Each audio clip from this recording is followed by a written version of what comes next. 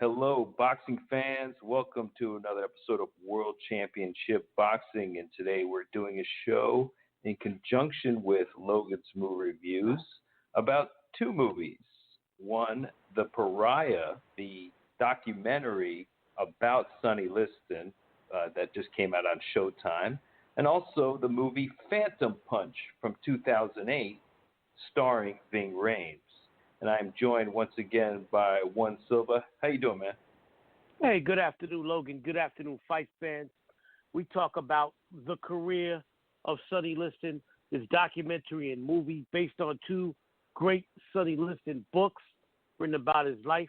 And when you watch the documentary, Logan, and when you watch the film, you can't help but like Sonny Liston more than before you watched it, because he was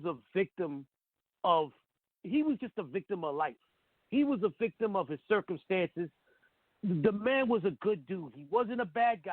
Right. Circumstances made him a bad guy. And I love how the movie and the documentary, as well as these two books, brought that out. He was born in poverty, very bad poverty, young black man born in the early 1930s doing Jim Crow in the South, a father that abandoned him, a mother that abandoned him. He had to get on a bus to St. Louis to go see his mother, and his mother was like, "Oh, are you here?"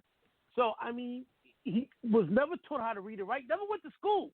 The man was illiterate and went to prison, came out of prison, and became the heavyweight champion of the world. This is the story of America, but they've never talked about him in these terms. They always made him, he's always been viewed through the media as this thug, as this animal. He was far from that. And I love how this documentary and the movie humanize him, because he was a good dude. He wasn't a bad guy. Circumstances beyond his control ruined his life. That's right. So let's get into this documentary and just run it down here, because it's really detailed, and you're right. I think it depicts him in a way that is sympathetic, but at the same time didn't sugarcoat, what he was involved in. He was definitely involved with the mob. And what I love about this documentary, what is the same thing that I hate about the documentary. I love the documentary in total, but it was missing something. You had Mike Tyson in this documentary, and Mike Tyson, very similar to Sonny Liston. And he was very influenced by Sonny Liston, as you could tell by the way he spoke, and by the way he spoke about Liston his entire life. Mike Tyson adored Sonny Liston because he saw himself in Sonny Liston. There was another guy who Sonny Liston had a huge influence on, who helped train this man when he came out of the Olympics, who was not in this documentary. And I thought this documentary missed something from hearing this man. I don't know why he wasn't in this documentary, but George Foreman's absence really, really hurt this documentary. Still a great documentary, but George Foreman, who idolized Sonny Liston, who cried the night Sonny Liston lost both times to Muhammad Ali, who wanted to be Sonny Liston, who, when he came out of the Olympics in 1968, saw Sonny Liston's tutelage, was not in his documentary. And there could have been a lot more said about the man at the later years of his life, the last 2-3 years of his life, if George Foreman had been included. That was one thing that I hated about this documentary, the absence of the legendary George Foreman. Yeah, and Mike Tyson was commenting from afar. He didn't really have any interaction with him at all. Yet he was the best commentator in this documentary. He was. Yeah, he was. Because he understood what he was going through. Also struggled with illiteracy and learning to read. And everybody thinking he was a bad guy. And a victim of his environment, just like Sonny Liston. Not to excuse what Liston and Tyson did, but the fact is, the odds were stacked against these young brothers when they were growing up in impoverished situations. Right. So let's get into this. First, the documentary, then we'll talk about the movie and the differences. This documentary starts off with the police finding his body after his wife calls after she found the body. And it had been dead or he had been dead for 4 or 5 days. So it was really smelly. His wife, Geraldine, found the body the night of January 5th, 1971. His death certificate lists his date of death as New Year's Eve, December 31st, 1970. So, we're talking 5-6 days that the coroner announced that his body had been dead before it was found. Right. So they flash back all the way to the early part of his life where his dad was very abusive to him and used to beat him all the time and sent him to hitchhike to find his mom and sister in St. Louis, in a very bad part of St. Louis. And when he showed up there, they had nothing for him. So he ended up just living on the street and becoming a criminal. He ends up in prison, and that's a really tough time he has in prison. He gets beat up like hell in there until a minister takes him under his wing and starts training him in boxing. And he brings in some pros to fight him in the jail, and he just destroys everybody he comes in the ring with. And the mob instantly takes notice of him because one of the guys that they were managing comes in to fight him in the prison, and he just destroys them. He destroys them. Yeah. So they just start taking a liking to him, and it's implied in the documentary that he got an early release, partly through some influence that the mob exerted. Well, maybe they paid. The man who ran boxing at this time was a Philadelphia gang lord, Philadelphia godfather named Frankie Carbo, who's played by John Turturro in the movie that we did on the Roberto Duran story, Hands of Stone. Frankie Carbo ran boxing, but he had an organization called the International Boxing Organization that ran boxing. There was a promotional outlet that he had a front man by the name of James Norris run, but James Norris was the puppet for Frankie Carbo. Frankie Carbo ran boxing. If you got a shot at the world title, it was because Frankie Carbo said so. And a lot of people don't talk about the relationship between Frankie Carbo and Rocky Marciano. Why Rocky Marciano stay undefeated? Rocky Marciano was owned by Frankie Carbo. But guys don't talk about that. They talk about, Marciano. Marciano's a 5'8" midget of a heavyweight champion who beat old men. They put him in the ring with old men because they knew he couldn't beat young African-American fighters. But that's neither here nor there. Frankie Carbo was the man who ran boxing, and his influence ran heavy. And I believe that a 6-year bid was cut down to 2 because Frankie Carbo was told by the priest, Father Alois Stevenson, and they sent guys, like you said, into the prison to fight him. Oh, this guy's going to make me money. Get him out of there. Get him out of there. And as soon as he came out of prison, he began working for the mob and got a mob-enforced manager to oversee his career. The minute Sonny Liston came out of prison till the day he died, Logan, 18 years later, New Year's Eve, 1970, he was owned and operated by the mob. Right. They had him doing leg breaking and all kinds of thuggery, but at the same time, they backed him as a fighter. And they backed him into the Golden Gloves of Chicago. He won that easily. And then he won the national Golden Gloves. Right. And the documentary talks about how he wasn't a big heavyweight, but he kind of ushered in the era of big heavyweight. But you know what? That's how he fought. There was an era there. He was a big heavyweight for his time. They mentioned he was only 200 pounds. That's bullshit. Sonny Liston, throughout his career, And in the 1950s and early 1960s, this was a huge heavyweight. His weight ranged from 210 to 220 throughout his career. He wasn't 200 pounds, and he was 6'1.5" to 6'1".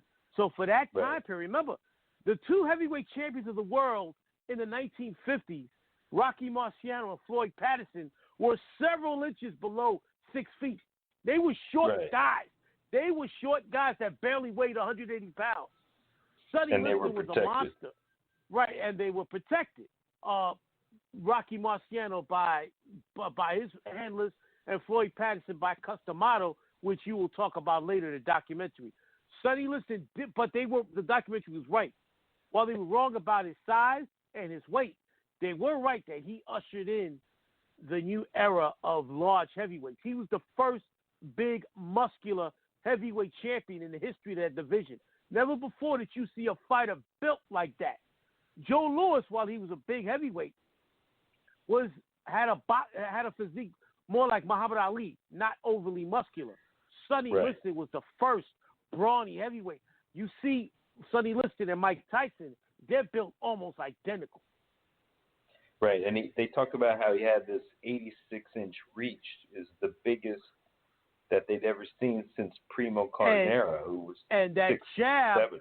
And that jab was one of the greatest jabs. One of the commentators said the greatest jab in history of the division. No, I would put Sonny Liston top 5, but not number 1. Larry Holmes had the greatest jab in the history of the division. But Sonny Liston, when he first came and became the heavyweight champion of the world, up until that point, yes, he had the greatest jab in the history of the division. That jab, like they said, was like a battering ram, was like a pole, was like getting hit with a pole. I mean, he'd hurt you with the jab, like Mike Tyson said in the documentary. He hurt guys with his jab alone. Yeah, you could see in the footage, every time he hit that jab, their head would snap back. It was like being hit by a pole, is what people would say. And so though he had a very tough image, the documentary points out that he was very sensitive and to criticism, and he was somebody that actually got really hurt by it. And he was always respectful to kids and old people. But he was quite a womanizer, even though when he finally saw his wife standing in the rain, they tell a funny story about how he went and just picked her up out of the rain and brought her into his car and told her that a pretty girl shouldn't be standing in the rain. So that's how he met his wife. She was the best part of his life. She kept him under control as far as his rage goes. And I believe, and while this woman has gotten a lot of criticism the last few years, Stacey Dash, not Geraldine, Stacey in the movie. The actress. Stacey Dash brings that to life in the movie. What they talk about Geraldine Liston in the documentary, Stacey Dash did a phenomenal job of bringing it to light in the movie. Geraldine Liston brought a humanity to Sonny Liston that he missed his entire life. She was a great positive influence in his life. Yeah, positive force. And you're right about the children and the elderly people. He loved them. He did respect people his age, and because he always thought they were out for something, which is understandable the way he was raised. And you know what? You can say the same thing about Mike Tyson. Mike Tyson loved elderly people and children. So you see the parallels between Mike Tyson and Sonny Liston, and why you see Mike idolized and revered this guy, because he saw him in Sonny Liston. Absolutely. So though he was very devoted to his wife, he was known as a womanizer. He was also a boxer and a leg breaker in the mid-50s for the mob. He was known as a gangster, and he was constantly harassed by the police. They talk about a moment when he was leaving a party and a cop fucked with him, and he ended up beating up the cop, and they gave him 9 months, which they considered very lenient at the time, and it was probably because of the mob's influence. Hey, he only did 6 months, and he only did 6 months, and it was the mob that got him out of there. They would always get him out of situations. Right. And so even the police chief, they say, drove him to the edge of St. Louis and put a gun to his head and told him to leave the town or they'd kill him. And that's when he relocated to Philadelphia, Pennsylvania. This was 1957. Right. So he meets with this Willie Reddish, is a trainer, and he walks through some really tough competition. He fights Cleveland Williams, which almost knocked him out. I want to quickly state this. In our greatest performances in boxing history show on Sonny Liston, both Cleveland Williams fights we looked at and we talked about, and you can go back to the archives and check it out. Matter of fact, I'm going to repost this on Twitter after Logan reposts this episode, because that episode we run down those two fights, and that was the first time that Sonny Liston showed he had the moxie, he had the heart to become heavyweight champion of the world, because Cleveland Williams at that point in time was also avoided by Floyd Patterson, because Cleveland Williams had hammers in both hands. Liston showed in those two fights that he could take the punch and he had a championship heart, and he knocked out Williams violently in both fights. Unfortunately for Williams, he almost got murdered. He shot in his back after those fights with Sonny Liston and almost died, and made a comeback, and he even got a shot at Muhammad Ali when Muhammad Ali was world champion, and Ali put on the greatest performance of his career by totally destroying Cleveland Williams. So yes, that I love the fact that the documentary brought up the Cleveland Williams fight, because that fight showed everybody, and even made Floyd Patterson even more. No, I don't think Floyd was scared of Sonny Liston. My bad. Fighters aren't scared of fighters. It was Customato that feared for Floyd Patterson, and rightfully so. Right. It was Floyd who overrode Customato to actually give the fight because he thought he deserved it. Then they show a fight with Roy Harris. Then they talk about how the Senator Kefauver investigating corruption. Yes. And I forgot the gangster's name. The fuck was his gangster's name? He won Palermo. No, not them. There was a gangster who was the first Italian mobster, first made man to under admit. oath admit that there was such thing as the Italian mafia, this thing of ours. And I forgot. It'll come to me later. But that was during the storm, and I think Sonny was brought to testify. Sonny lied, and he perjured himself, saying that, no, I had nothing to do with the mob, and they don't control my career, even though they've controlled his career. And you know what? Rightfully so. Sonny Liston would have admitted to it. He'd have been murdered that day. Right. He had to keep up the. It was. Let's see. Yeah, it was. Everybody, was just denying the even existence of the mafia until this one guy came in. I think it was. Let's see. Some mafia kingpin. I forgot his name. It's funny that this was brought up. That I forgot this name, because I've been watching this great show on Epix, and it's also available on Amazon Prime, starring Forrest Whitaker, The Godfather Harlem. And one of the last episodes that I saw, they focused on those hearings, and I forgot this motherfucker's name. But yeah, he was a big time gangster. Right. So anyway, they even bring in Carbo, they bring in Blinky Palermo, and they even talk about how Hoover was obsessed with Sonny being a linchpin between mob and boxing. But everybody's talking about Floyd Patterson, and they're not giving him a shot again. They're not giving Sonny a shot against Floyd. Customato used Sonny's mob ties as an excuse to avoid him. But then Floyd Patterson thought, even though he was thought of as a good example of a Black American by the NAACP and most people, he overrode Customato and decided to give this guy, Sonny, who was America's worst nightmare, at least that was his reputation. Even Kennedy didn't want Floyd to fight Liston. And so Patterson was kind of protected in that way, not having to fight him for a while. Then he has a fight with Patterson. I mean, Tom McNeely has a kind of a sham fight with Patterson on the same card that Liston destroys Westfall. And by the way, Tom McNeely, the uncle of Peter McNeely. Here we go, tied in Mike Tyson and Sonny Liston.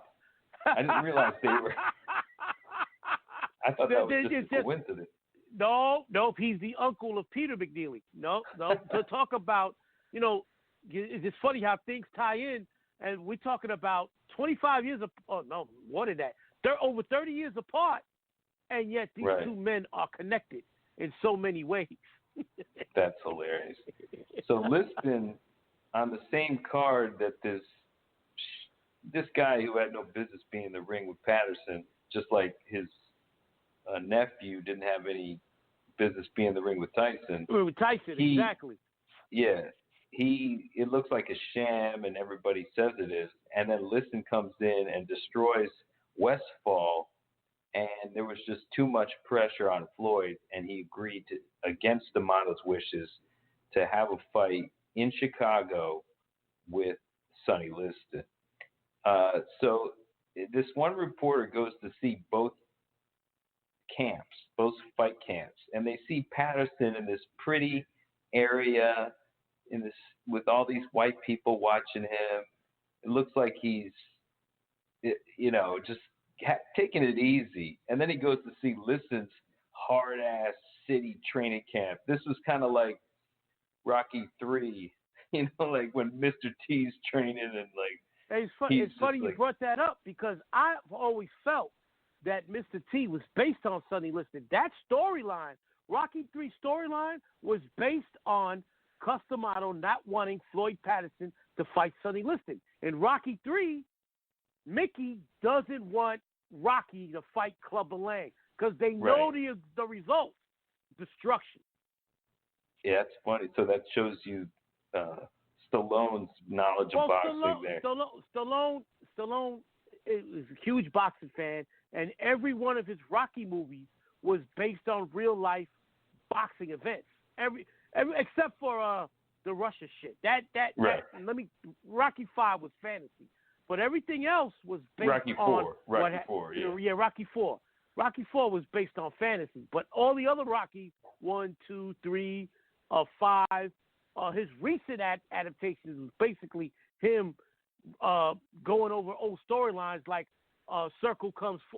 things come full circle, but and that's exactly what Customato didn't want Floyd Patterson to do. And in this fight, Floyd, knowing that he really had no shot, goes after Sonny.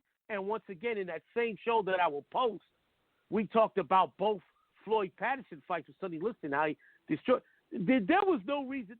These fights should have been sanctioned, Logan. They should have just handed the belt to Sonny Liston, because they would have fought 5 million times, and all 5 million times, Floyd Patterson doesn't come out the first round. He was too small. He was too fucking small. Floyd Patterson might have been 5'8", 5'9". Sonny Liston is 6'1", and Floyd Patterson is 175, 180 pounds. Sonny Liston at this point in time was 215. No way in the world did he have a shot at beating Sonny Liston. You think that Floyd was an all-time great still? Floyd Patterson? Patterson is in the Hall of Fame and deserves to be in the Hall of Fame because he was a great fighter. But he should have been a light heavyweight. He shouldn't have been a heavyweight. He won the gold medal at middleweight and moved up to heavyweight. That makes no sense. He took advantage of an era where there were very bad heavyweights. He inherited Rocky Marciano's era. Rocky Marciano fought in an era where the best heavyweights were 80 years old and over. And so same thing with Floyd Patterson. Both him and Rocky Marciano knocked out Medusa, Archie Moore. This guy was in a wheelchair. He had no business. They had no business being heavyweight champion of the world, but like the Klitschko brothers a few years ago, it was a horrible era for heavyweights.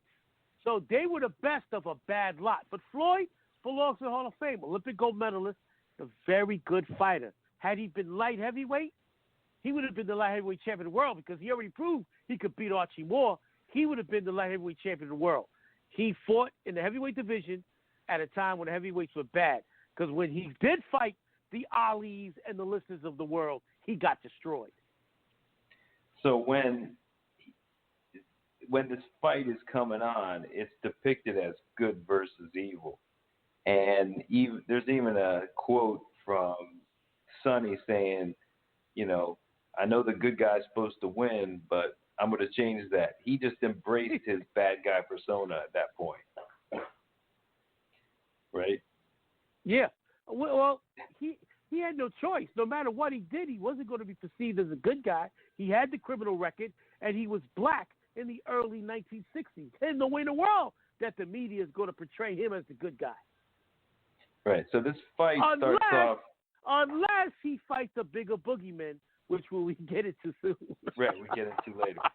So he's a little less aggressive at first when he's going in against Floyd. He's just picking his shots, but he sooner or later he tags him and he drops Floyd in the first fucking round, and the stadium just goes quiet. And though he thought when he got to Philly that he'd be greeted as a hero, there's nobody at the airport. There's nobody greeting him. No press, no nothing. Nope. And he was like, at that point, thought, oh, if I become heavyweight champion of the world, I can change my image. And at that point, he realized, nah, there's no way I'm going to change this image. I'm just going to have to be the bad guy. And he just was like, fuck it at that point. So they talked about how he hung with his friend all night, upset about not getting accepted. And the FBI was all over that fight. They seized the money. There were all these headlines about Jack Johnson being horrible. And so he just accepted his bad guy status and moved to Vegas. And that's where he met with Ash Resnick, who was a gangster in Vegas. And he has the fight with Patterson, the rematch, and destroys him much the same way he destroyed him in the first fight. Now, something I want to mention, Logan, that the documentary failed to mention, something that they missed out on. Sonny Liston moving to Vegas was the beginning of Vegas dominating boxing up until now. Las Vegas had no presence up until now. I mean, right. It was Sonny Liston that was the linchpin. That was the catalyst. When he moved to Vegas and began this relationship with Ash, that's when boxing moved to Vegas, and little by little, Vegas and eventually in the 1970s became the king of boxing. And to this day, it still is. It was all spearheaded by Sonny Liston's move from Philadelphia to Las Vegas and his relationship with Ash. So after he knocks out Patterson for the second time, a young Cassius Clay rushes the ring and causes a scene saying, I want you. And he challenges Liston to a fight. So Liston is barely, how long is he champion? Not too long, right? Okay. He won the title in September of 1962. This is May of 63, and they fight in February of 64. So basically, he had an 18-month reign, maybe 20-month reign as the heavyweight champion of the world. And Liston didn't want to fight Clay, who later became Muhammad Ali. Not because he was scared of Clay, but because he thought he wasn't a fighter. He did not take Cassius Clay seriously. He thought all he had to do was lace the gloves on and he'd knock out Cassius Clay. And the media felt the same way. They didn't take into consideration that this kid was an Olympic gold medalist. that he was the fastest heavyweight that ever lived. And still to this day, Logan, almost 60 years later, you still haven't seen a heavyweight that quick. It's unbelievable with the way we talk about evolution and our people are faster, stronger. You still, 60 years later, have not seen a heavyweight that fast like Cassius Clay, a.k.a. Muhammad Ali. And so the media was too busy focusing on Clay's antics, his mouth, his burgeoning relationship with Malcolm X, that they dismissed him. This man had real fucking talent. My father, and this was years before I was born. This fight happened in '64. I wasn't born until '68. But I remember as a little boy, my father talked about how he was the only one in his neighborhood that felt that Clay was going to win the fight because he saw this. And also, people didn't point out, Muhammad Ali was 6'3". Sonny Liston 6'1". He's taller than Liston. He's faster than Liston. Yeah, Liston hits harder, but he's more athletic than Liston. It was a bad style, and if Ali and Liston fought 5 million times in their primes, Ali beats Liston 5 million times, and he beats the hell out of him because it was a bad. Liston was tailor-made for Muhammad Ali, a.k.a. Cassius Clay. Yeah, and he got into Liston's head, taunting him, showing up with a bus and a loudspeaker to his house, calling him the big ugly bear, just mocking him, and all this. But I don't think he got it to Liston. Yeah, he did get it to Liston's head. Liston was thinking, "Oh, this guy's a clown," and they didn't mention in the documentary another flaw. Overall, I love this documentary, but there are some major flaws. They didn't show the weigh-in the day before the fight, in which Ali lost his motherfucking mind and was ripping and roaring, and the fight was almost canceled, Logan, because his heart rate was astronomical, because they thought he was scared to death. He was going, I'm going to kill you. There's no way in the world. You think you're crazy? I'm crazy. He went off, and the fight was almost canceled until Ali calmed down, and then they retook his blood pressure and saw it was was back at a normal level. The fight was also almost canceled.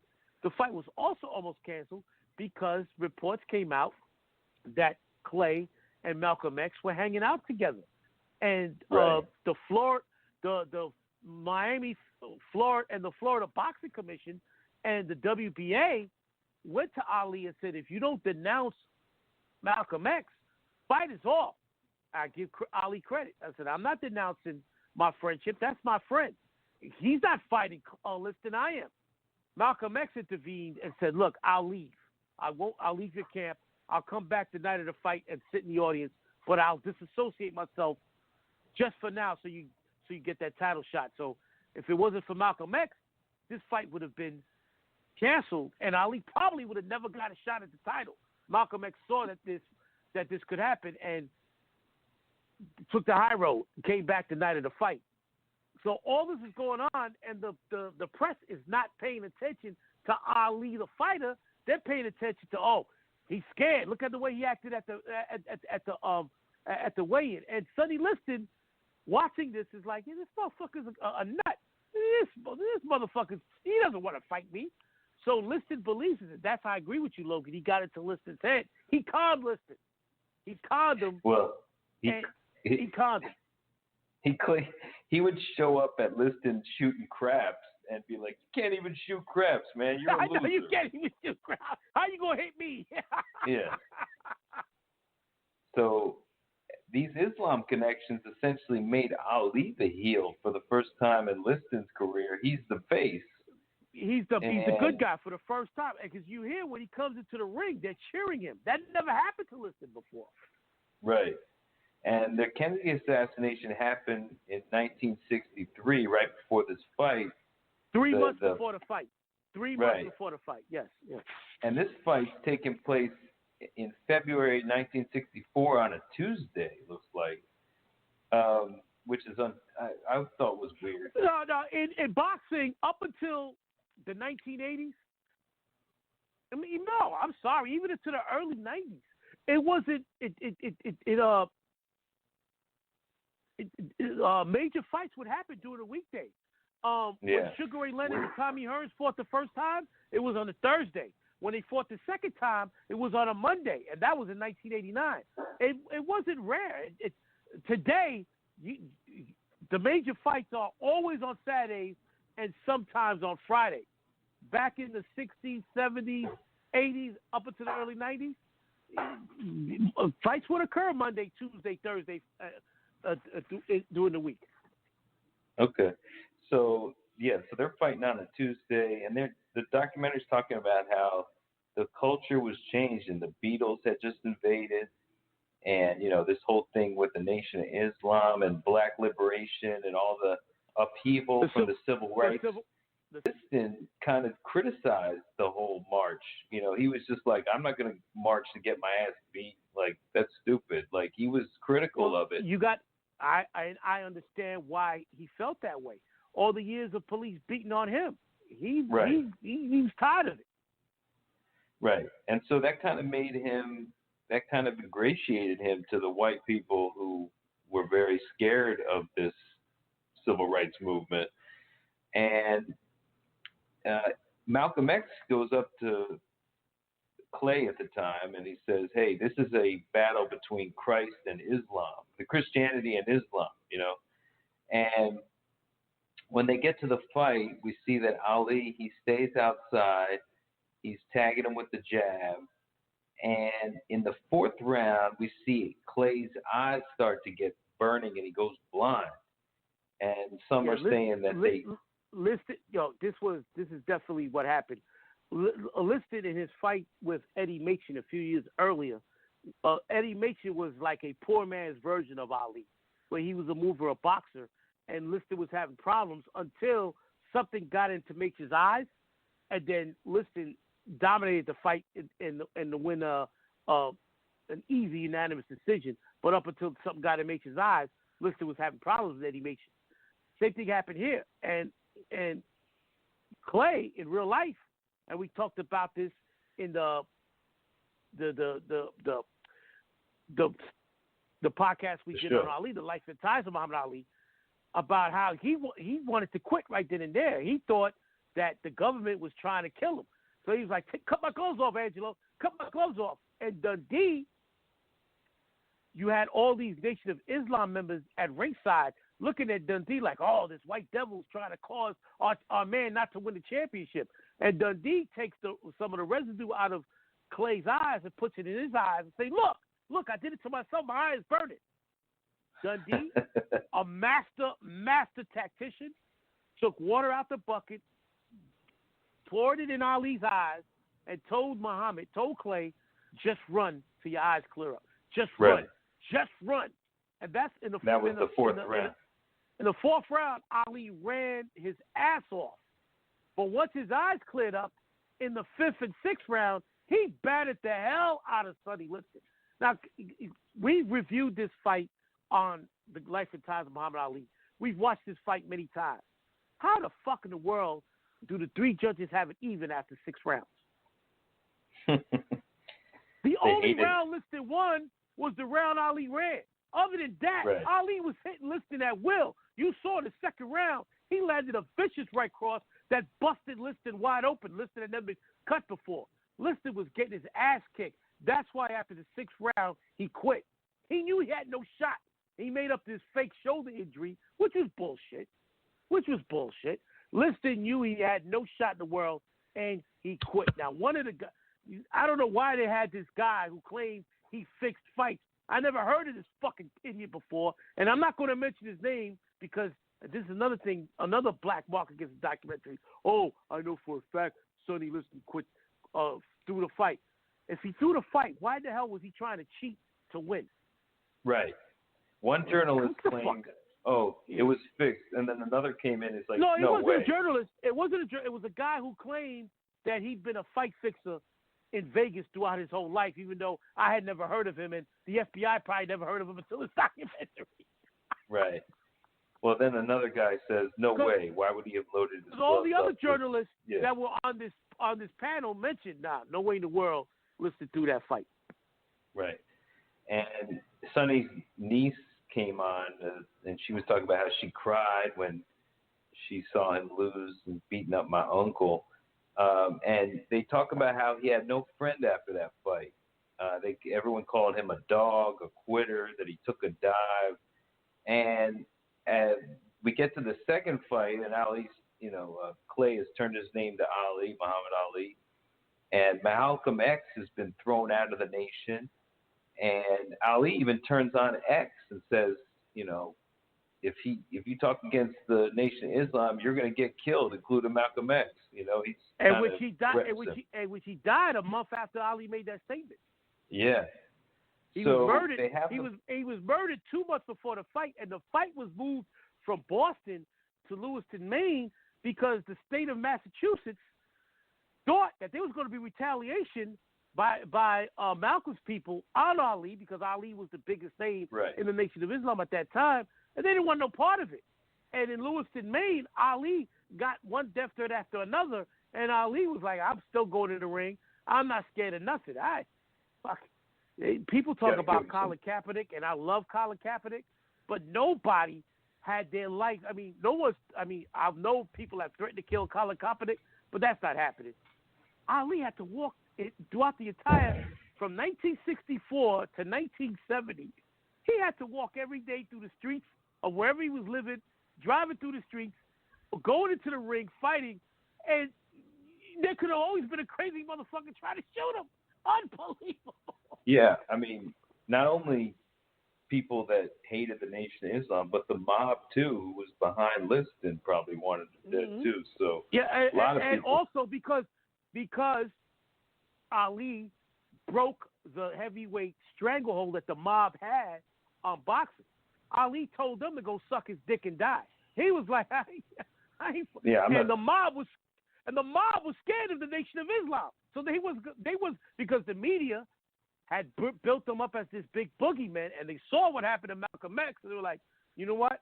We're going to let that Negro be. Right.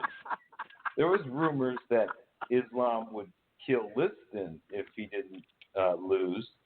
And there were also rumors that women were bringing guns in their purses, so that everybody was checking their purses when they came into the fight. That's because of the death threats against Ali. That's why. Right.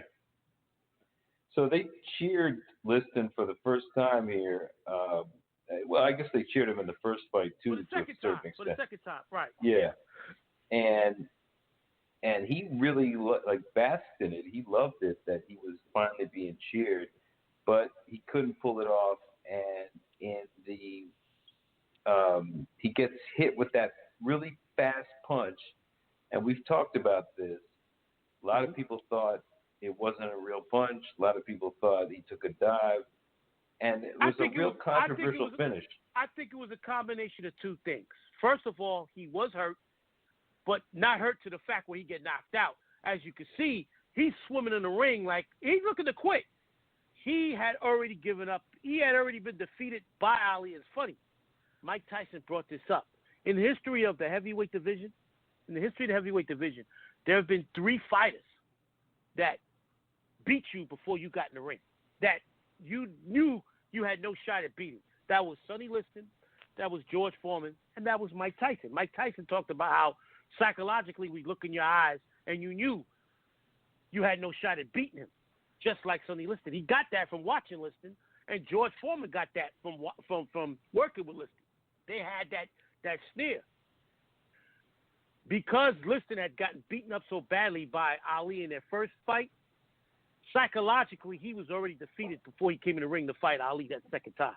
And that was his opportunity to get the fuck out. And the same thing happened. We talk about how things come full circle. Same thing happened with Mike Tyson in terms of his fights with Evander Holyfield. Holyfield beat him up so bad the first time that in the second fight, him biting Holyfield's ears was a way of him getting out of getting his ass kicked again.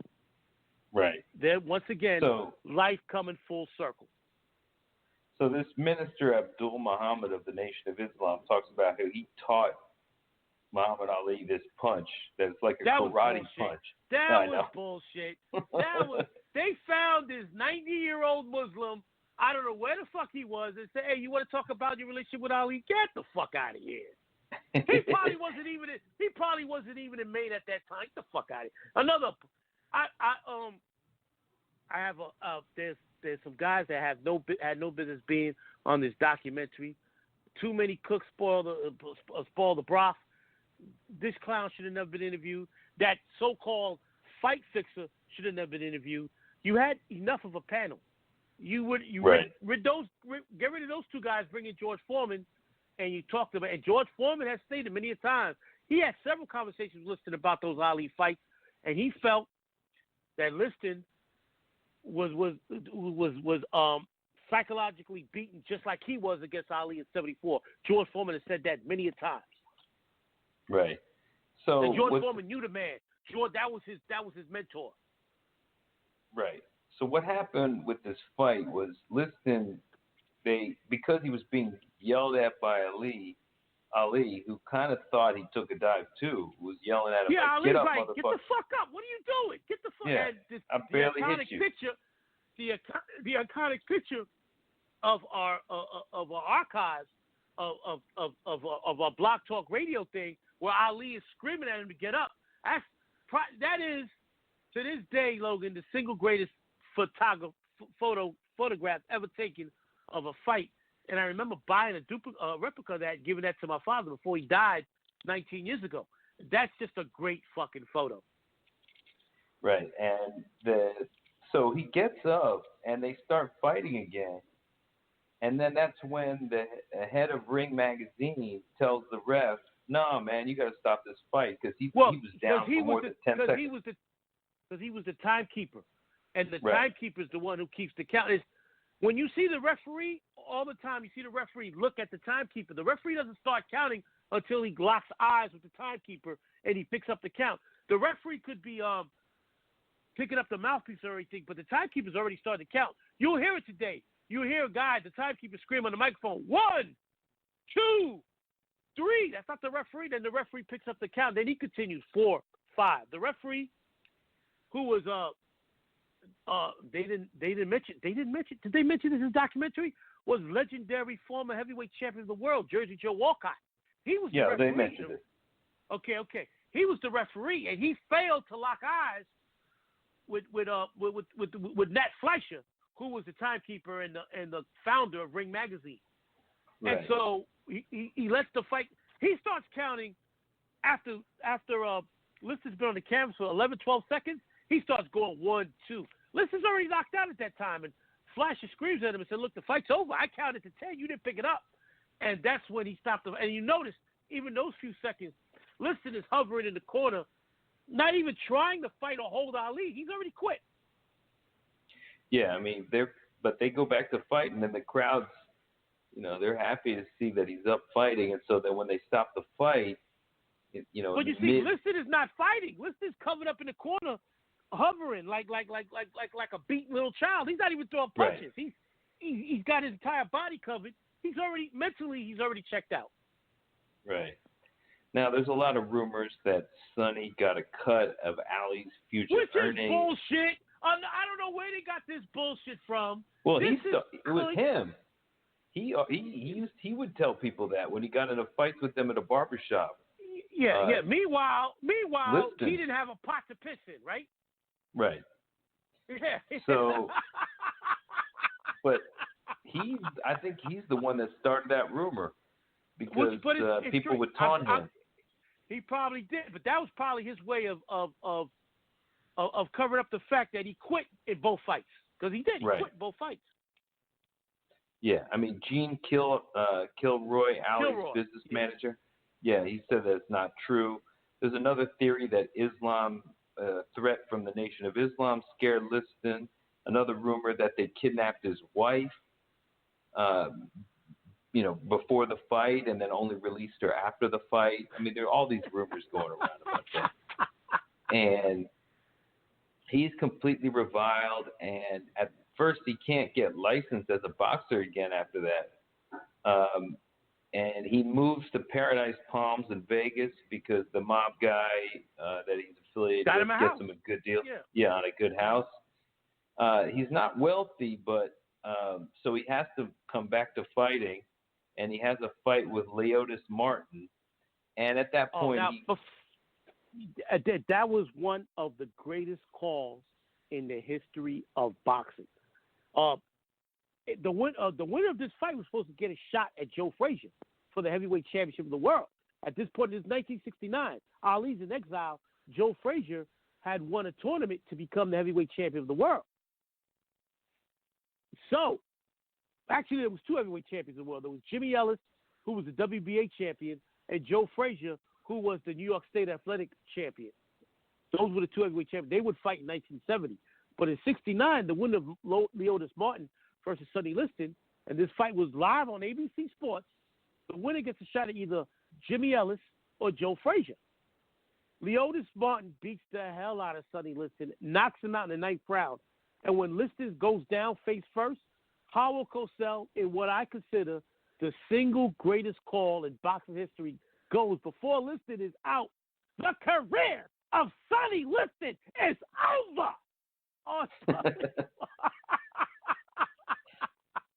But he kept fighting. He only fought one more time after that. He fought Chuck Wepner, and rumor has it, and I believe this is why Sonny Liston died. He was supposed to throw the fight against Chuck Wepner. Instead, he beat the shit out of Wepner and wins the fight. This is September of 1970. 3 months later, he's found dead of an alleged heroin overdose, which is bullshit. There was never any word, and no one ever mentioned about Sonny Liston being a drug abuser. He drank, yes, but he was scared of needles, too. He canceled fights because he wouldn't take shots for the fights. He was scared of needles. How the fuck is a guy scared of needles going to be a heroin addict? And they found him with a needle strung up his fucking arm. No. He was killed by the mob, I believe, because he did not throw the fight with Chuck Wepner. Right. And he was supposed to take a dive, and he didn't. In the movie that we're going to talk about, they made it like he wasn't told that he was supposed to take a dive, and that he ended up just not doing it, and then he got killed for that, as though because they thought he knew that he had to. Right. But anyway, he still lives in his nice Las Vegas house, but then he goes over to the west side of Las Vegas and he hangs out there a lot, which is ripe with crime. And he's actually a hero over there. He's got no money, so I believe he's involved in the crime element over there because basically he's living off his boxing income, which he's not making a lot of money to fight these guys. And after, one sad note I want to bring up, Leotis Martin knocks out Sonny Liston and is going to get a shot at the world title, but he suffered a detached retina in that fight, and he never fought again. Oh, okay. Yeah. So they talk about how every morning he goes to this one bar and buys 2 bottles of wine, and that's where he met Red Rodney, the jazz drug dealer that I think we talked about. Yes, in Bird. Right. He's albino red. Remember, that's Red Rodney. Right. And he actually is really friendly with Rodney's kid, who grew up,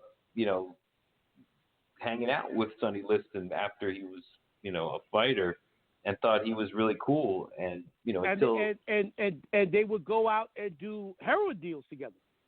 Yeah, and collect money and stuff like that. Yeah. And until he had a falling out with Red Rodney, they had a very good relationship. Then Nixon's war on drugs starts heating up because he's trying to get reelected and his poll numbers are sinking. So he starts going after drugs and really cracking down on people. And in 1969, they get this trafficker, Earl Cage. They raid his house, and Liston is in his house, and Earl Cage thought Sonny ratted on him because he gets out pretty quick. Right. And this is where the documentary talks about how somebody was taunting Sonny in a barbershop about taking a dive against Ali or losing to Ali, and that's where Sonny just started shouting, "Yeah, I get a cut of Ali's purse." Yeah. And that maybe what started the rumor. Then there's talk about how people saw Ash and Sonny arguing, the gangster that got him into Vegas, that they started having a falling out. And the daughter of Ash is being interviewed here and saying that Ash didn't want anything to do with Sonny at that point. Ash told daughter that his days are numbered, and Sonny's out of control. And that's when Geraldine, she goes on vacation to visit relatives, and then she finds Sonny dead for many days with heroin in his system. They rule it natural causes, right? Or they call it an overdose. They claim natural causes, but this documentary is the first time I've ever heard of him dying of natural causes. There's no way a man at the age of 40 died of natural causes. Right. Maybe they meant natural causes at 40. Well, he had a heart attack due to the heroin overdose. Yeah. He had a heart attack due to the heroin overdose. That's not a. But then again, Brian Pillman was 35, and the coroner's report was natural causes, even though his body was shot up with steroids and painkillers. Right. So they speculate that he was given a dose of heroin, an overdose, by the mob because he'd never shoot up. He was afraid of, as you said, needles. Right. Needles. And so some say it was for not losing a weaponer, like you say. Some say it could have been Red Rodney, who had a falling out with him. Earl Cage or Ash.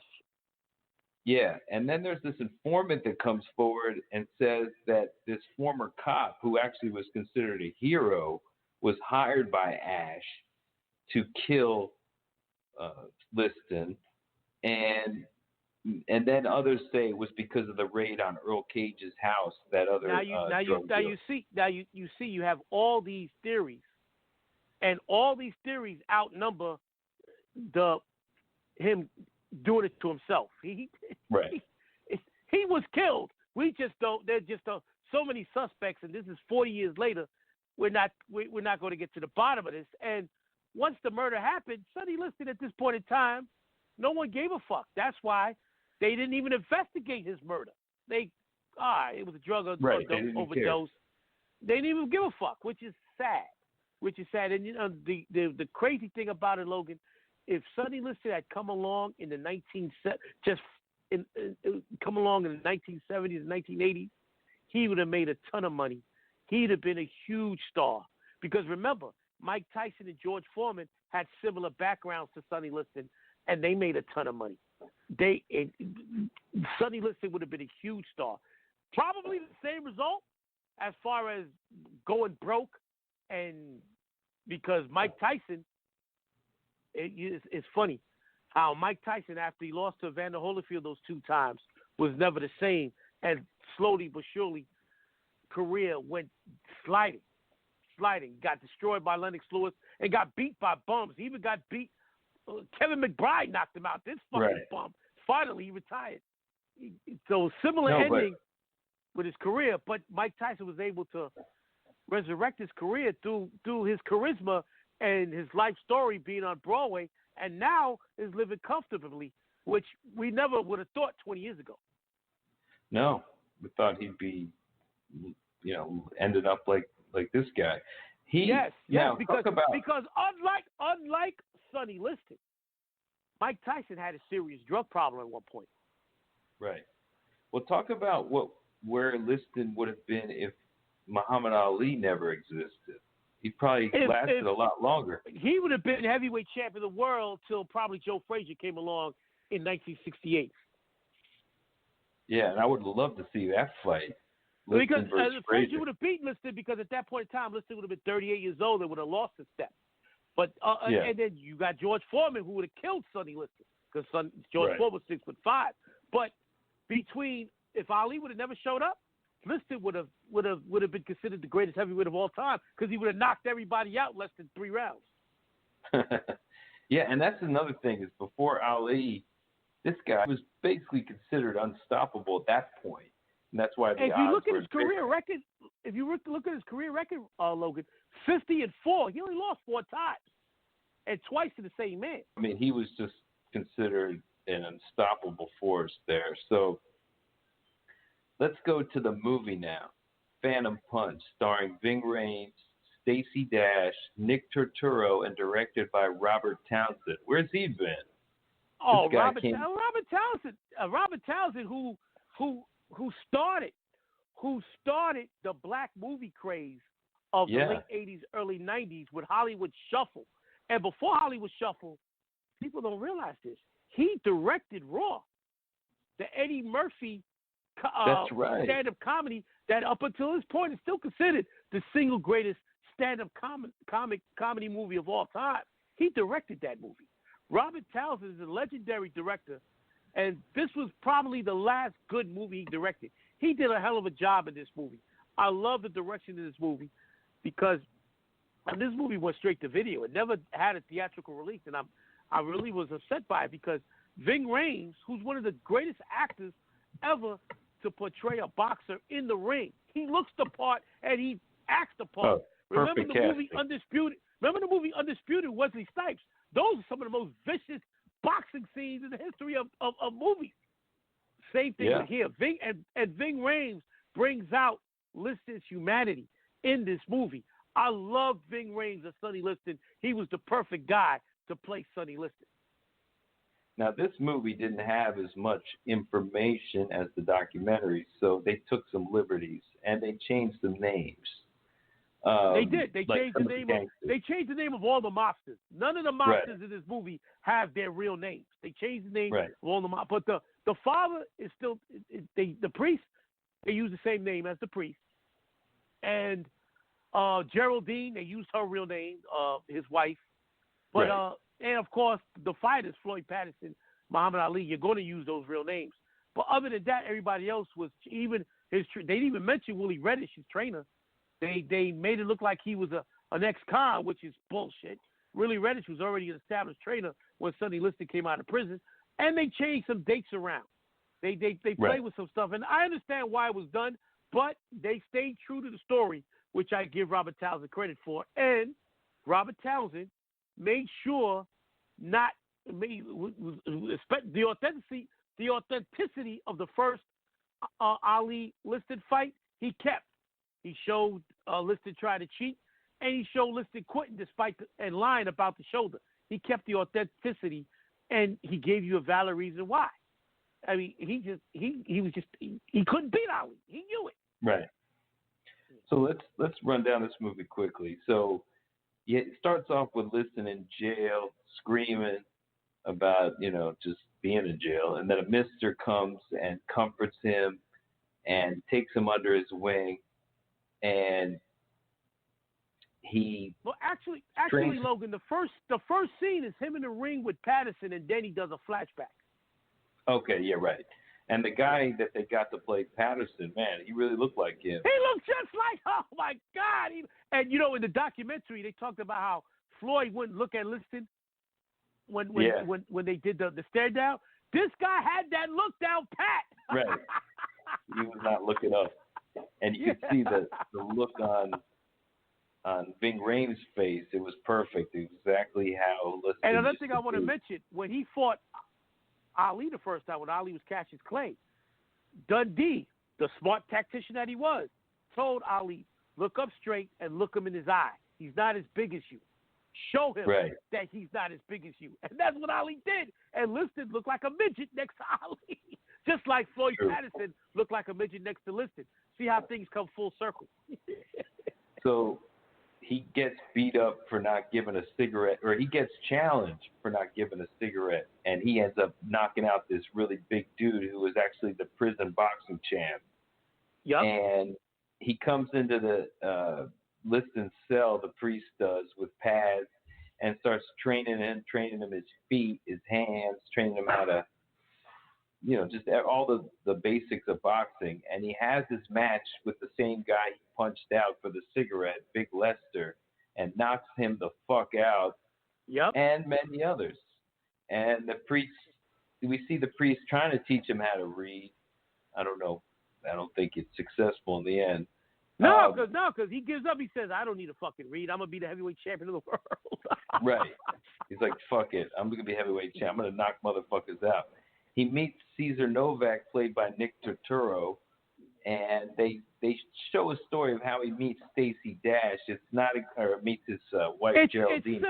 It's similar. It's similar right. where he brings her he gives her the car keys and stuff. So it's a take. It's not the exact thing. What actually happened was it was raining and he picked her up. She was still out there like what a pretty girl like you do walking outside, and she's sassy in the and cold. stuff. But yeah, in the cold, yeah. Caesar Novak, I believe that was supposed to be Blinky Palermo.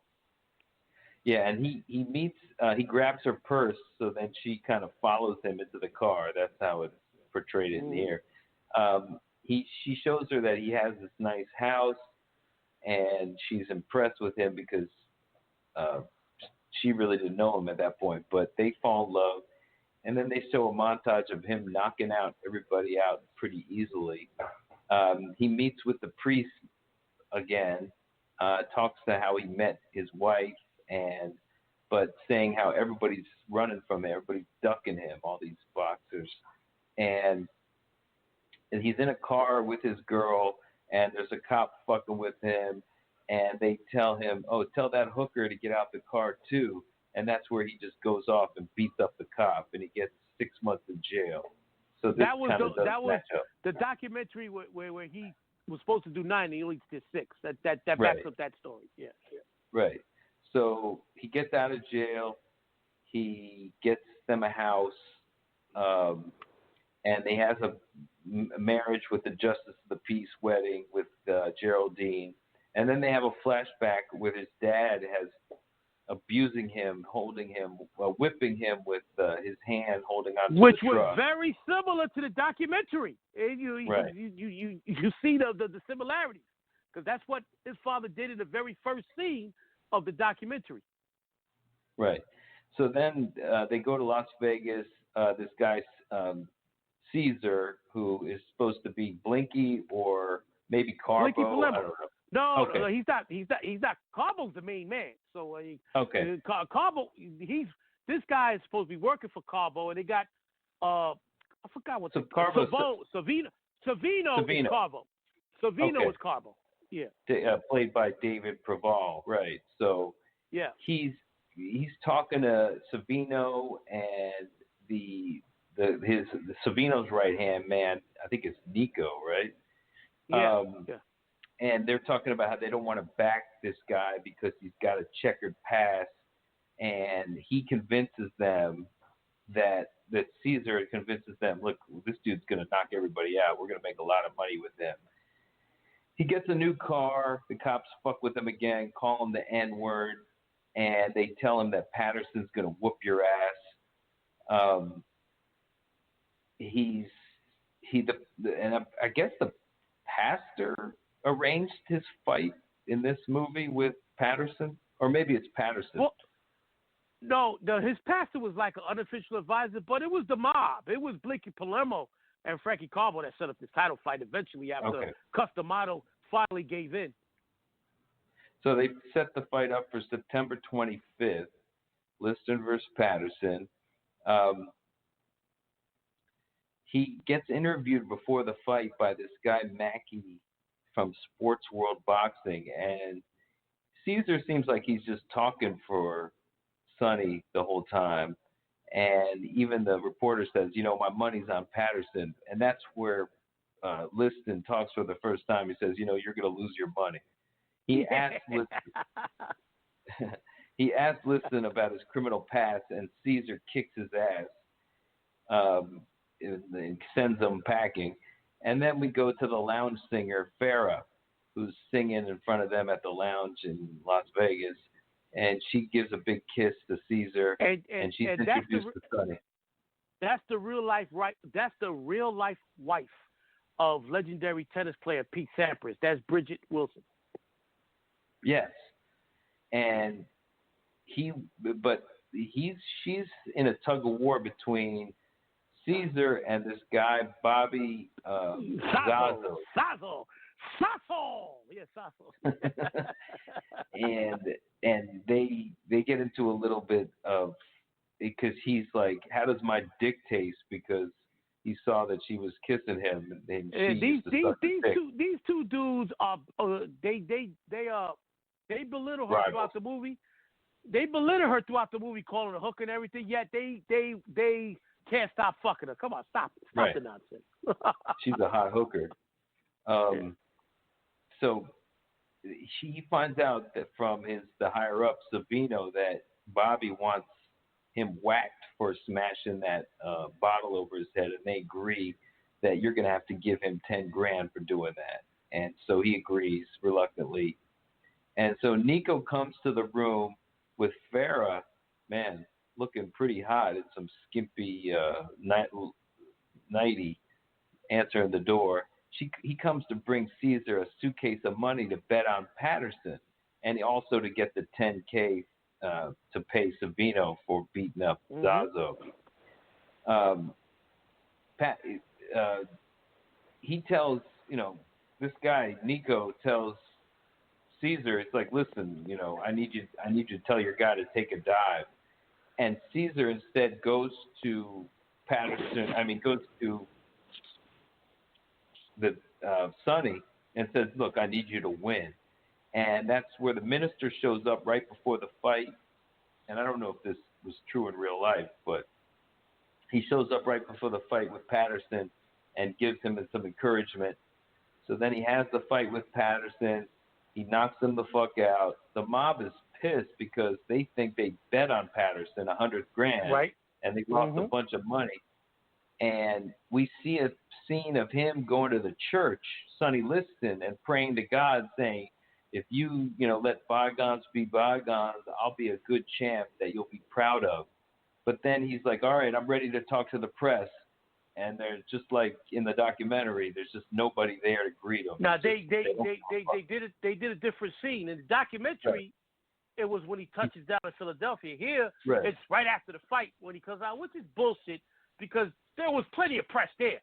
I mean, this fight was held at Comiskey Park, a huge stadium. There was press all over. It was the heavyweight championship of the world. The press is not going to leave as soon as that fight's over. They're going to talk to the new champ. But I don't know why they changed it, because the next scene you see a plane touching down in Vegas. Right. So he goes back to Vegas. He meets Caesar meets with Nico, and he senses that he's going to be whacked. So he gets Savino on the code as they're roughing him up, and they're about to fucking grab him and take him and bury him in the desert. But then he tells Savino, look, I didn't bet your money on Patterson. I bet it on Sonny. And you fucking just made over $1 million. So please call your dogs off. So they reluctantly, they get ordered not to kill him. Then he goes back to St. Louis, and a cop is there fucking with him, asking for his autograph because he has him to sign a paper where they call him a chump. And he insults the cop, and he is arrested and beaten in jail. And that's where the police chief tells him, listen, this is your first and last warning. Either get out of my town or I'll kill you. And so that's kind of similar to what we heard about in the documentary, how they drove him to the edge of St. Louis and put a gun to his head and told him to leave. So he goes to Vegas, and he shows a nice house to his wife, but his wife is skeptical, being like, we always have to keep moving, so I don't want to get too attached to this house. And by the way, I mean, you did mention it already, but Stacey Dash does a great job in this, playing his wife. In my opinion, this is her finest acting performance in her entire career. Stacey's never been a great actress. She's never been given great material. Everything that you've seen her in, she's been the pretty girl. Oh, this sexy vixen. Like in Clueless, she was that hot. She was the hottest chick in Clueless. I don't give a fuck what anybody said. It's not even close. But in Clueless, the movie, and Clueless, the series, she was the pretty black girl. In all the movies you saw her in, that movie Marlon Wayans did where he had the credit card scam, she played the sexy girlfriend. This is the first and only movie I've ever seen where she actually had to act. She was tremendous. She captured the spirit of Geraldine Liston, who was this innocent young woman who loved Sonny despite his flaws. She loved Sonny because she saw that Sonny was a good dude.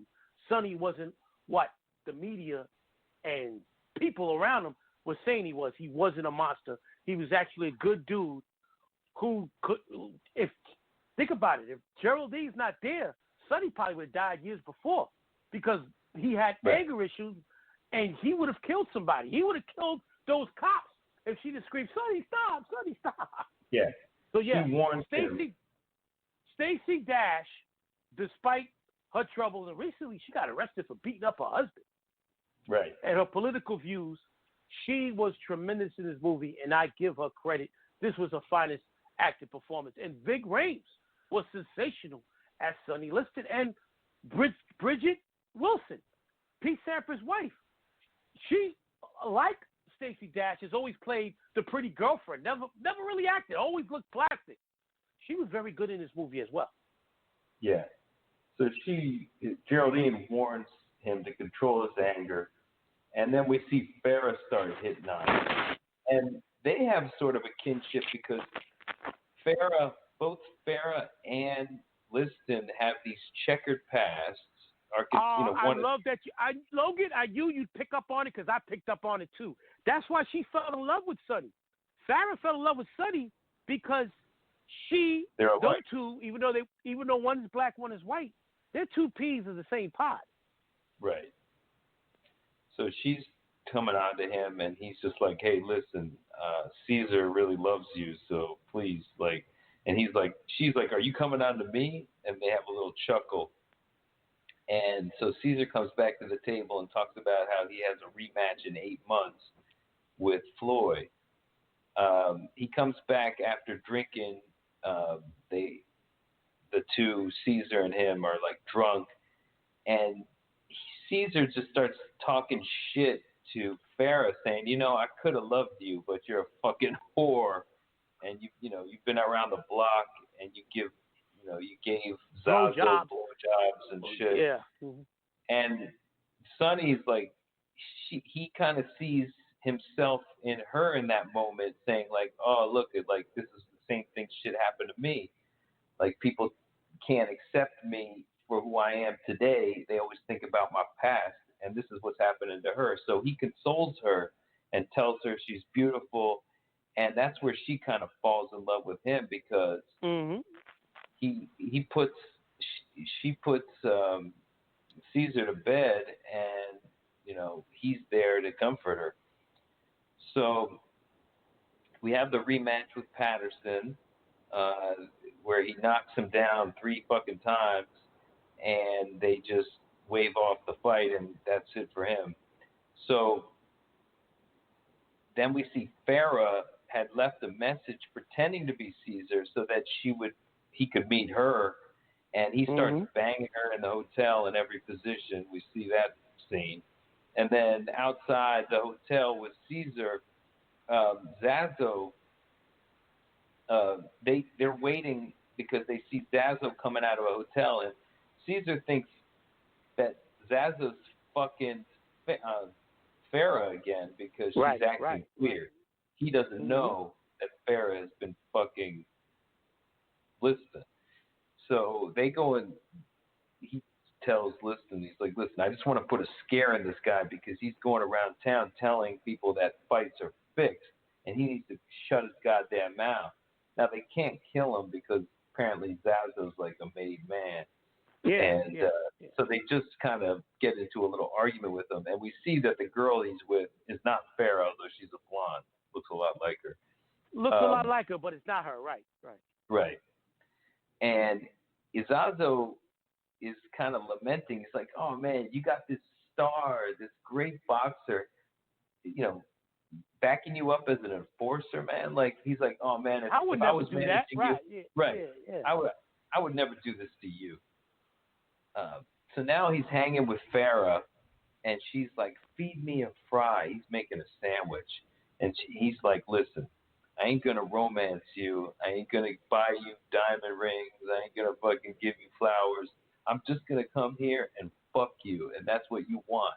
And they get into a kind of fight, and she mentions his wife, and he gets really pissed and starts to leave. And she begs him to stay, and he finally is just like, "All right, I'll stay, but just admit it that all you want is me to fuck you once a week." And she's just like, "All right, I'll take it."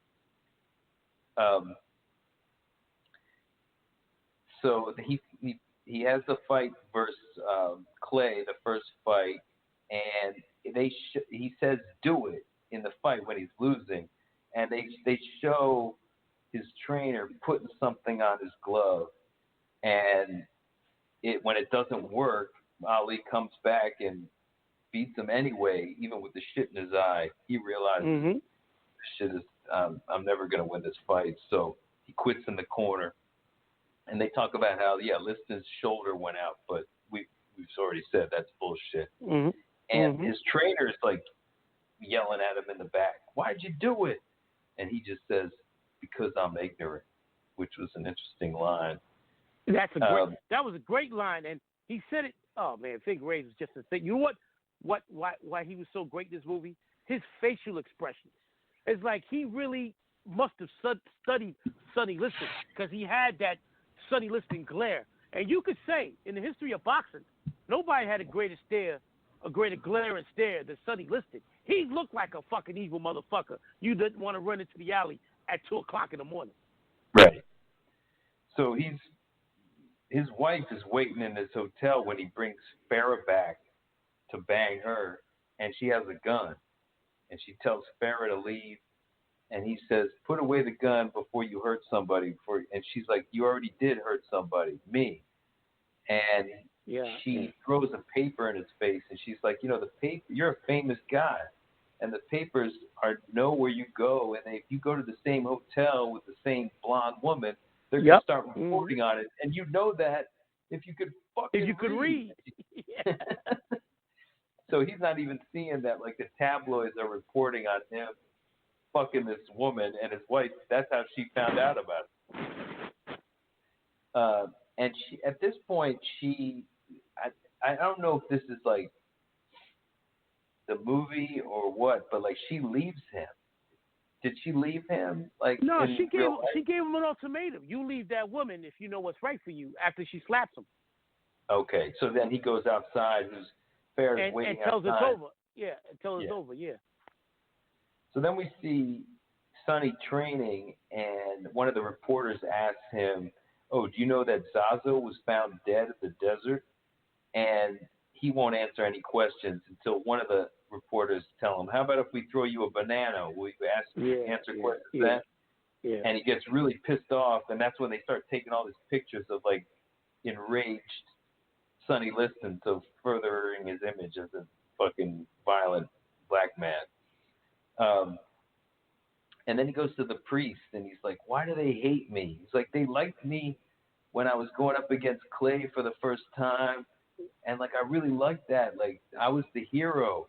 But then when I lost, they just went right back to hating me." And he's just like, he shows, and you're right about Ving Rhames here being great, because he shows the anguish that Liston went through being hated. He was not impervious to it. He wasn't somebody that didn't care. He wasn't a hardened. He was a very sensitive guy, and I think that he brought that out in this performance. And he's like, his priest gives him advice. He's like, "Don't let them make you into something you're not. Don't worry about them liking you. Don't worry about them hating you. Just be who you are." And in the second fight with Ali, Caesars comes up to him and he says, "Hey, the odds are in your favor." But then it looks like, to everyone watching, that he takes a dive because of that really fast punch. And the crowd is yelling, "Fix, fix, fix, fix." And we have one of the commentators say he stopped himself for the second time. Right.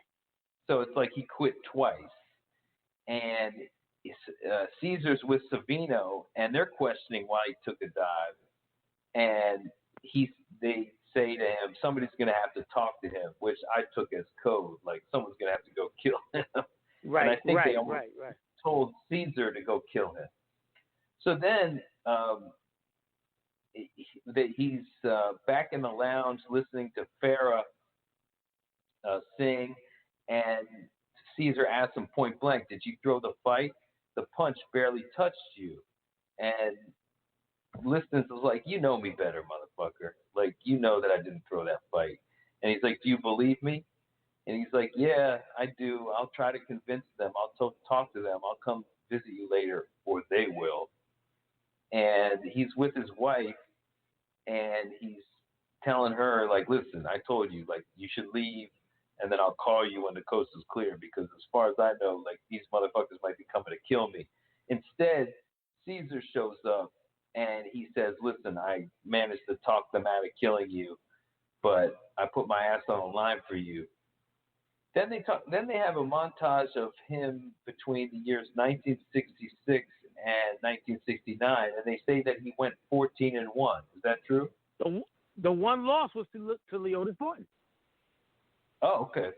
So no, that's accurate. That's all the fights in this movie were actually portrayed and depicted, and the record and everything was that. That was the one loss he had to Leotis Morton, where Cosell screams that the career of Sonny Liston is over, and that's the fight before Chuck Wepner's fight, his last fight. So, with the fights though that he had, those 14 fights, they weren't against real quality people then, or were they? Leotis Morton was the best guy he fought in that time. Okay. Everybody else was a bunch. There was a lot of. He fought a bunch of bums between 66 and 70. He fought a bunch of bums. And no one ever talked about him fighting Ali again, huh? I guess Ali was out of the picture. Yeah, it did. Well, okay. He's not getting another shot at Ali. Ali beat him twice. But when Ali went in exile in 67, Liston was thought of as a possible opponent for the winner of the heavyweight tournament. And when Liston fought Leotis Morton in 69, the winner was guaranteed a shot at either Jimmy Ellis or Joe Frazier, the two heavyweight champions at that time. But Liston got knocked out, and Morton had to retire, so neither fighter got a shot at the title. Right. So we see that Savino comes up to Caesar and says, we need Sonny to start taking some dives. And that's where Nico tells Caesar that Sonny's been fucking Farah. Yeah. He knows the manager of the hotel where they fuck all the time. And Caesar plays it off. He says, I know about that. I gave it to her. Yeah, I gave her to him. Yeah. You're like, Bobby gave her to me, and then I gave her to Liston. And he totally plays it off like he knows it, but you can tell he's really pissed. And when she gets back home, Farah, he's got black paint poured all over her clothes. And says, I heard you like the color black. That's your favorite color. And he beats her and rapes her. And then he goes to see Sonny, who's been calling him and saying, I've been calling you. Where you been? And he's like, oh, I've been busy, but I'm here now. It's like, what's up? I just have a message from you from my bigger bosses. Merry Christmas. And he was supposed to deliver the message that I need you to take a dive to Chuck Wepner. Which he didn't. He said Merry Christmas. He set him up. In the movie, he sets him up. Right. And we don't really know what the real story is, so I guess it's okay to take liberty here. They make it more intriguing because it's like, oh, you were fucking. Now, in real life, was he fucking a lounge singer, a white lounge singer? Or was that... Until I saw this movie, I never heard of Liston engaging in a relationship with a white woman. I'm sure he's bagged a few, but I never heard. Just can remember, Cesar Novak is fictionally based on Blakey Palermo, so I'm thinking this was creative. This was creative licensing done by Robert Townsend and the scriptwriter. Right, because this part of his life is very nebulous, and they don't know what the real you don't know story is. Right. Mm-hmm. So they chalk it up to jealousy that he fails to tell Liston that he has to take a dive, so he goes in there. They don't even show the fight with Wepner. They just kind of go right to the murder. Yeah. Well, first Farah comes. No, not even the murder. Her finding the body. Right. Right. Farah first comes to see and says goodbye to him and thanks him for loving her in his own way, and you can tell that she loves him for just sticking up for her and just for the relationship that they had. But she ends up leaving, and then the next scene is Geraldine finding his dead body after she comes home from her trip. And and it looks like there's needles everywhere and bottles everywhere. So it just looks like he drank himself and then drank himself to death and then shot himself up to death. But and then they talk about how she called the police at 8:30, but they didn't even show up until midnight or like 12:45 at night. And now there's conflicting stories about this, and both books have conflicting stories, and both the documentary and the movie have conflicting stories. It said that the movie and the first book that the movie was based on said that she called the police right away. The second book and the documentary claimed that she called a friend, and a friend came over and they got rid of the alcohol and whatever drugs were in the house, and then they called the police. So either way, the police showed up 4 hours.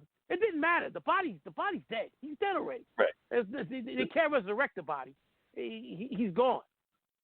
Yeah, but they didn't do an investigation. It's still a mystery what happened to him, and they didn't care to, like you said, because he was already considered, as the title of the documentary shows, a pariah. A pariah. Mm-hmm.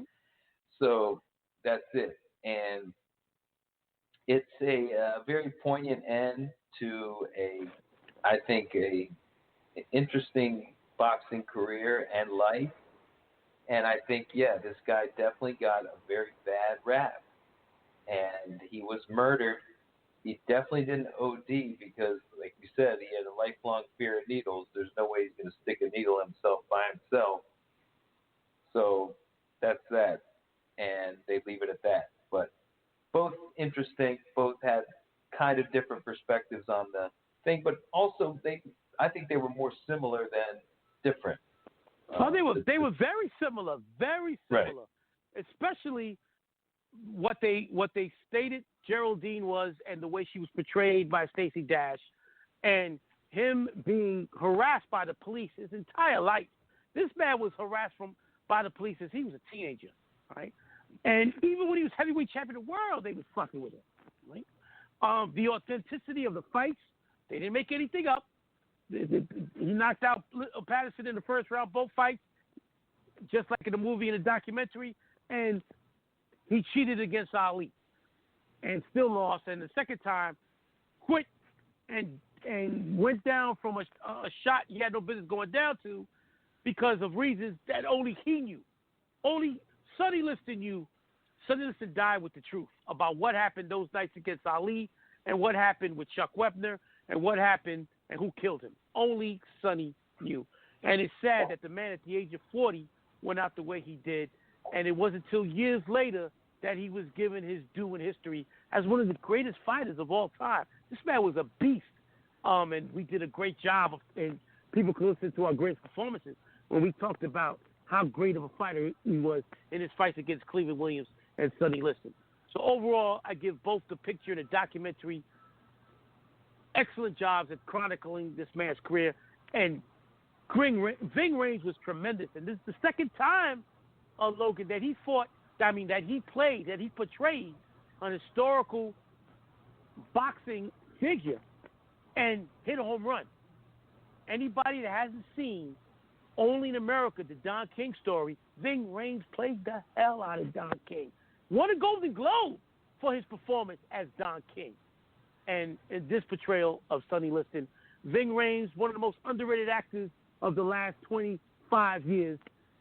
Ever since you saw him in Pulp Fiction, he's just given one great performance after another, and this is one of his best. I would put it up there. I would put top three. I would put Pulp Fiction 1, because he was phenomenal as Marcellus. Don King 2, and Sonny Liston 3. Yeah. Now, this movie was very low budget. I mean, I would love to see a big budget version of this story, because I think they could add a lot more of his life. Hey, you just got to get somebody good to play, because right now Ving Rhames is too old to play Sonny Liston. This movie was done 11 years ago. But I could. I'm trying to think who out there. Maybe the guy who plays Luke Cage. He's too good looking. I need somebody rough, and Michael Jai White's too old. He'd have been great. Michael Jai White would have been great at a younger version, even though he himself hasn't aged physically. No. By the way, neither is Stacey Dash. Stacey Dash has not aged, has she? She's aged mentally. She's gone backwards, but physically, she's as beautiful ever. But well, yeah, you'd have a much better chance with her than me because she only marries white men. But you'd have to go to sleep. You'd have to go to sleep with a gun underneath your pillow. Hell yeah. I wouldn't want to get involved with that head case, but yeah, she's still as beautiful as ever. Yeah. Hopefully we wish her luck in her troubles because it looks like she's getting into some problems. Maybe she's drinking a little too much or whatever. But whatever the case is, Ving Rhames going strong. Yep. Yeah, he was in the recent blockbuster that he's been in the entire franchise with Tom Cruise, Mission Impossible. Oh yeah, he was in the latest Mission Impossible. Well, I mean, the man. I think he's over 60 now. He's not a spring chicken, Ving Rhames. I know, but he put on a lot of weight since he was always a big muscular dude. You see how old Ving Rhames is now. I mean, he's had a tremendous career. He was even in we did a movie. I think we did a movie in what was that? He was in that movie with Michael J. Fox and Sean Penn. What was the name of that movie? Remember the name of that movie? Oh yeah, Vietnam. Casualties of War. Casualties of War. Yeah, he was the Casualties of War. Yeah. Now what has Robert Townsend done lately? That's a good question. By the way, Ving Rhames is 60 exactly 60 years old. Let me see what Robert Townsend has done lately since I'm on this page. 2008, we go to Phantom Punch. Let me type in Robert Townsend's name. Because, I know he was recently given an award, a Lifetime Achievement Award. He did Black Lightning. I never saw it, but I've heard great things about it. I've heard. Oh, he directed episodes of American Soul, which is tremendous. That's the story. That's the BET series that was tremendous. That they renewed for a second season. The Life and Times of Don Cornelius. Oh, the guy from Soul Train. Yeah, there's a show called American Soul. I would highly recommend it. It's already been one season, 10 episodes, where they show him from when he started Soul Train. It's supposed to go on as long as they can, from the very beginning, how he had to do nefarious things in order to get that show on the air.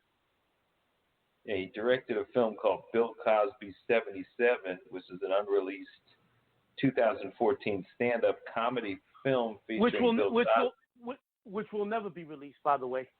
Right. Yeah. But so he's still working, and he was, Yeah, he's directed Black Lightning and American Soul, two very good shows. So he's still working, Robert Townsend. And as you look at you're looking at his stats, he's done. Oh, I forgot he directed Beyonce's film debut, Carmen the Hip Opera. Oh wow, I forgot he did that. All right. Yeah. Well, The Meteor Man. That was a train wreck. The Meteor Man. That was a train wreck. Oh, yeah. I mean, I guess his most well-known film is Hollywood Shuffle. Yeah.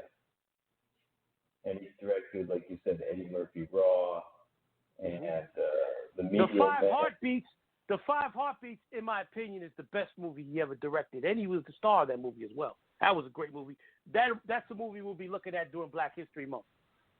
Yeah, Bats was a modest success. Yeah, that was with Halle Berry. Right. So yeah, he's done all right. He's kind of under the radar though. Anyway, so what do we got next week?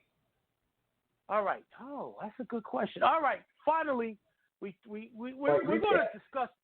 We're going for the boxing show, the Deontay Wilder fight recap. That's a definite. All right. And there's a lot of fights next week. I'll send you the schedule. There's a ton of fights next week. That's the main fight we'll be talking about. But Fox, Showtime, Fox pay-per-view, Showtime, and DAZN all have fight cards next week. So I'll I'll email you the fight schedule for next week. And as far as movies go, there are a lot of very good movies out in the box office right now. I'm going to watch one of them. I'm going to watch one of them before tomorrow night. I will send you the link. It's going to be either Motherless Brooklyn or starring Edward Norton, or Black and Blue starring Tyrese. One of those movies. Movies we'll be talking about next week. All right, sounds good. Thank you, everybody, for listening to this extended joint show. And One Silverman, thanks again for coming on. We'll talk next week. Talk to you next week, big man, later. Thanks, everybody, for listening. And check us out next week. Peace.